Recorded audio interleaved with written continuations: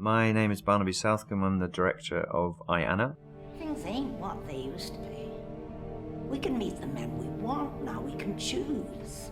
So get your skinny legs back out there and flaunt them. One of those mine by any chance?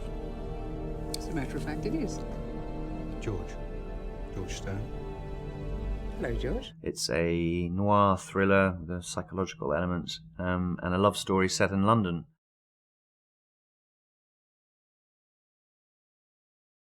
She was very much. I mean, this is based on a novel. It's an American novel, and it's set in New York. But I mean, as soon as I read it, there was just only one person I could imagine playing this. And in the adaptation, I wanted to take it away from the classic kind of noir environment of New York, and kind of bring it back to Europe, and more importantly, bring it back to London, because I feel that there's a real opportunity to explore things there. So she was always the one, for me. Characters sort of emerge, really, when you have a ground plan, obviously, because you have the screenplay and you know what the characters are going to be doing. But when you actually play each scene, they sort of emerge, and it's a general sort of consensus of opinion in the end as to how that scene is going to be played. There's not a director can't make an actor do something. He can only just suggest different moods, rather like a conductor. Sort of pianissimo, sotto, veloce, right? Fortissimo, and then, we are like instruments. This is all I got. It's my instrument. Oddly, it was kind of easier than we both expected. We thought it would be a very kind of awkward situation, and certainly one. It was kind of nice to boss her around for once. So yeah, he could actually get a bit of his own back. Whether he had to get his own back, but kids probably need to get their own back, But anyway, I'd put him on the road, right? Because I'd actually sort of produced him, and then he was putting me also on the road in a way, because he was giving me the possibility of really amazingly sort of interesting woman to play. Again, I wrote the film with him in mind, and I really couldn't see any. And if there was one concession I wouldn't make, and that's to do the film without the two of them. So it was either both of them or nothing. And he, for me, is just such an extraordinary, soulful, and beautiful human being and actor, and so I wasn't disappointed.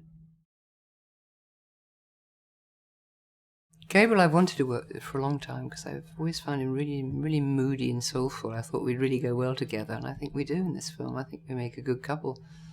I mean, you can believe that I could fall in love with Gabriel Byrne.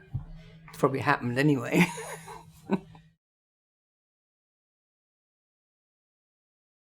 There are techniques that sort of actually make you snap in and out of it as you're playing a role, and you're going in and out of different scenes and waiting, and then going back in and going back out, and then waiting and then going back in during a day, and then the days go into weeks, and you're actually playing this performance all the time. So there are techniques that you have, but you don't actually do it. You do it, but you don't do it, and then afterwards you go through quite a long. Or I go through. I don't wish to speak for others. I go through quite a sad period afterwards. Yeah, I'm sort of lost, like you've given your soul away to somebody or to something else, and you have to get it back. You have to get your life back again.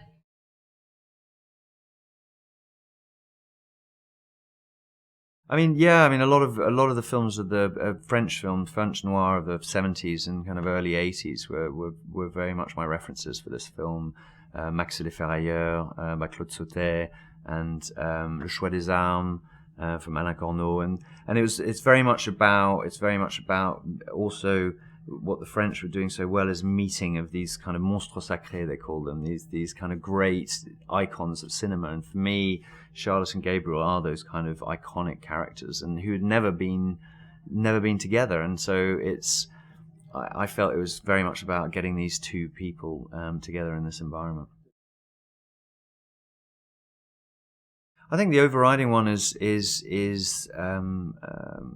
loneliness and dealing with finding love at a certain time in your life, and a very fragile time in your life. It only takes one to be the right one. We met before. You think? You seem familiar. I guess I have that kind of face. It's a nice face. For a woman and a man of a certain age to have to kind of go back out into the marketplace of love and to find somebody is a really daunting prospect, and one that I thought was quite exciting and courageous one to kind of explore.